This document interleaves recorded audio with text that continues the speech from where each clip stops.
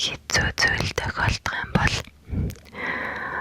үнээс ч толгондор зүйл бас тохиолдож болох байсан шүү гэд. Тэгээ манай тэрнээс ерөөсөө сэтгэлээр ундаг ямар ч хэцүү зүйл болж исэн. Тэгэхээр чи бас тэгэж бодож үзээрэй за. Гэтэ энэ өгч чамд тусалж чадахгүй байвал би өөрөө сүүлийн үед бас ингэж боддог болсон л доо. Хэрвээ